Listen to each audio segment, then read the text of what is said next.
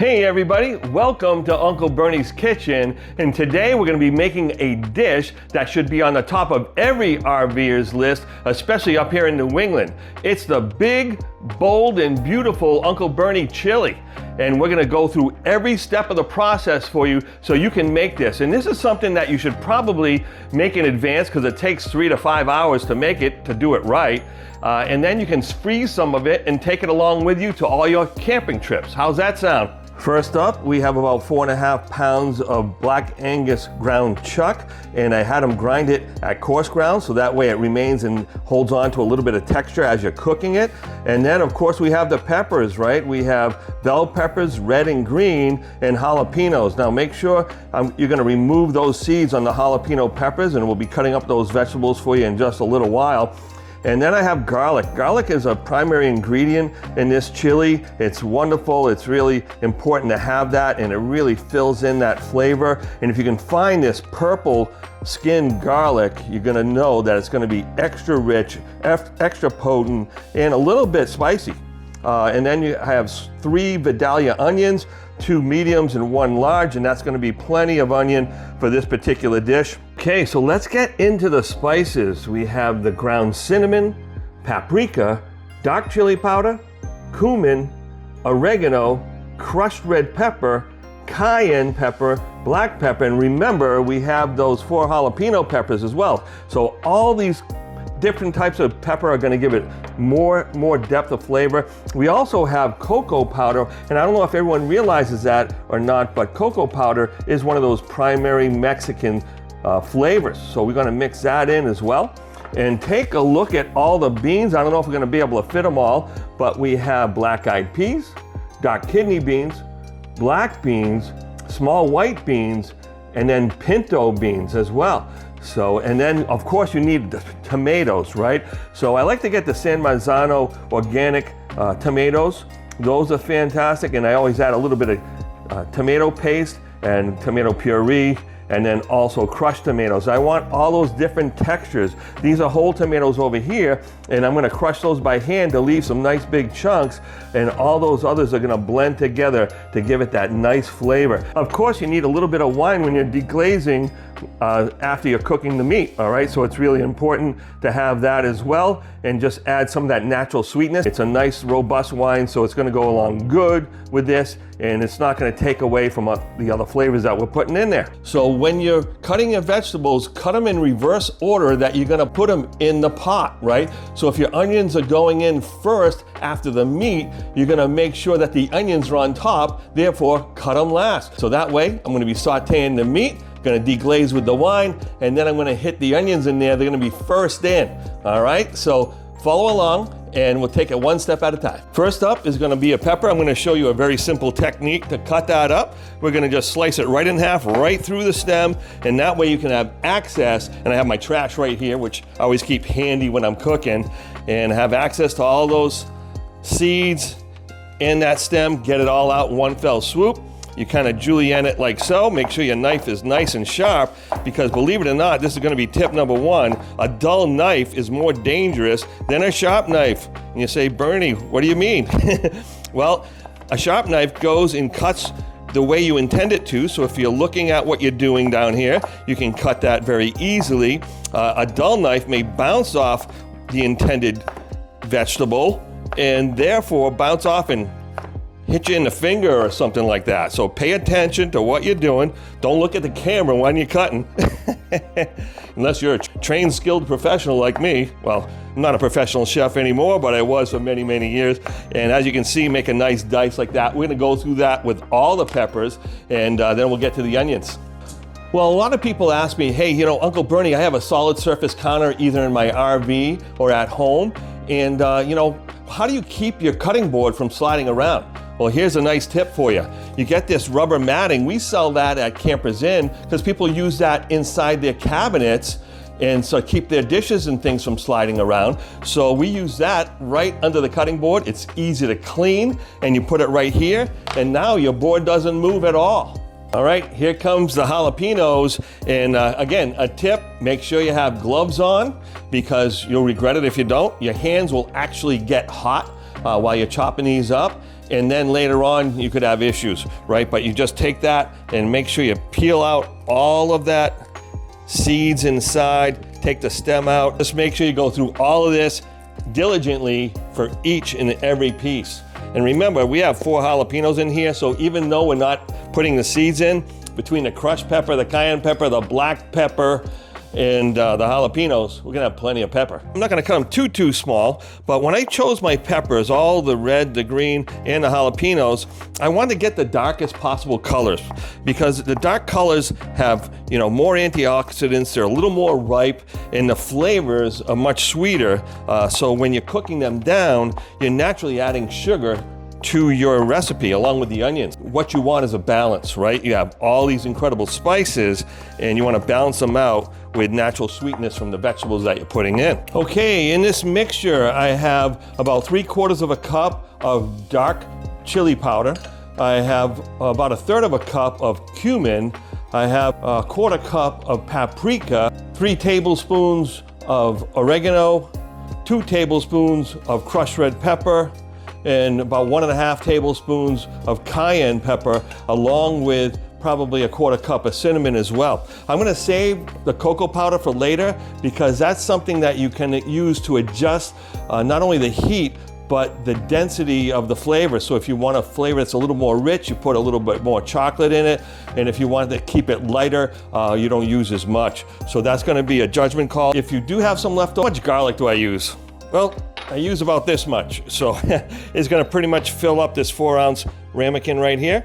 And it was a large bulb of garlic. And again, if you can find that garlic with the purple skin, you'll thank me later. And just so you know, this food is actually really healthy.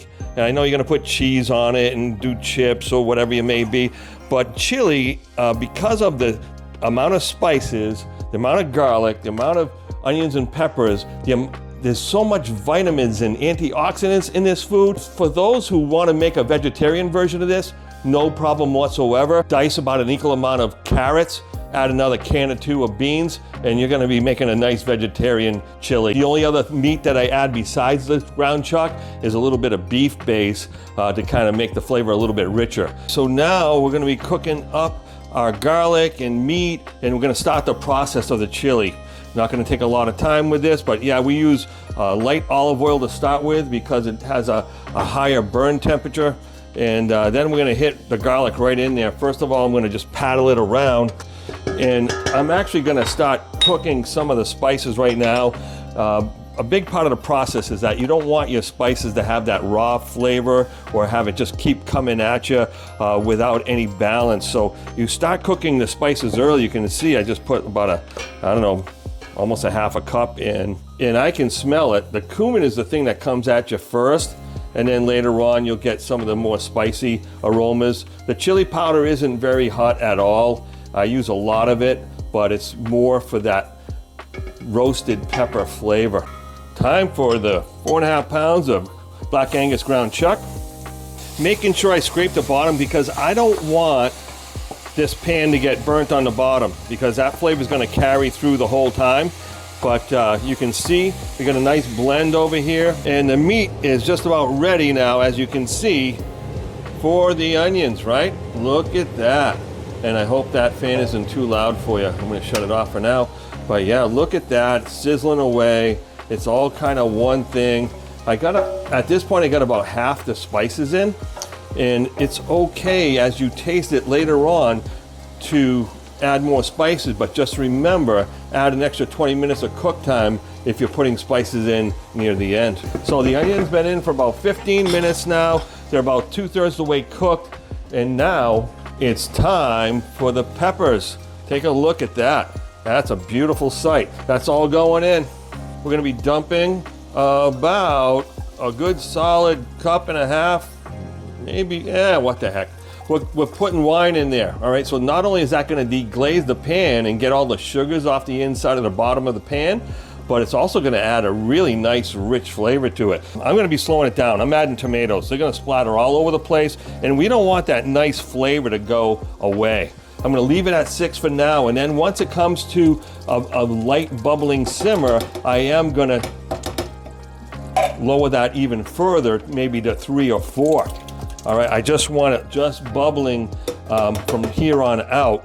So it's time to do that initial tasting. I just blended all the tomatoes, the peppers, the onions. Again, this isn't nearly done cooking, but I need to find out how much spice is in there right now so I can determine how much more I'm gonna need to give. And you gotta remember, I'm gonna be adding those big 4 cans of beans in there as well. Oh yeah, decent amount of heat starting to come out already. It is short a little bit on the chili powder and cumin, and I'm gonna add pretty much the rest of those spices. It is kind of hot, so I'm going to dilute it with the chili powder and cumin before I add the rest of those spices. Okay friends, we're going to be adding in a little bit of chocolate right now. I did add a bunch more chili powder, the dark chili powder, and cumin, and I think it's important to have like a little bit of a cumin forward flavor. 2 big heaping tablespoons of cocoa powder. The other thing I just did, I added a little bit of water and 1 can of tomato paste. So I'm trying to thin it out a little bit because I know it's going to thicken up, especially when you add the beans. Even though I washed out all the starchiness out of the beans on the outside, there's still plenty of starch on the inside that's going to thicken up this chili as well. I'm going to cover this. I actually raised the temperature back up to 7, and like they say, a watch pot never boils. Well, this is where the patience comes in, folks. It's been about, I don't know, half hour, maybe 35 minutes since we talked last, and it's really coming along nicely. Splitting your pot in half is a good idea just to make sure that the thing doesn't burn, but do it when I did it, after the meat's been seasoned, and then just when you go in to add the beans. So as I check this, it keeps reducing more and more, and then the boiling point actually goes down. So that means it's gonna boil at a lower temperature. So I continue to lower the temperature as time goes on. The flavors start pivoting back and forth as far as intensity is concerned based on how much the spices are getting cooked in the different types of pans. So as a result, I'm gonna make sure that I blend these 2 pots back together again at the end. Here is tip number 6. So I like the spice in the chili, but I also like a little sweet finish. So I'm going to be adding some brown sugar to it, and I'm going to have 2 heaping tablespoons in each pot, and that should be enough. Maybe I'll go with 3. How's that? Seems like that little bit of sugar did the trick, and now I'm going to just shut everything right down. I'm going to stir it one more time now, and then probably again in 10 minutes, because the bottom of the pot is still going to continue to be hot, but it's still going to continue to evaporate, but not so intensely. And that way it's going to hold on to most of the flavor, reduce any extra water that you don't want, and then in about an hour it's going to be ready to eat.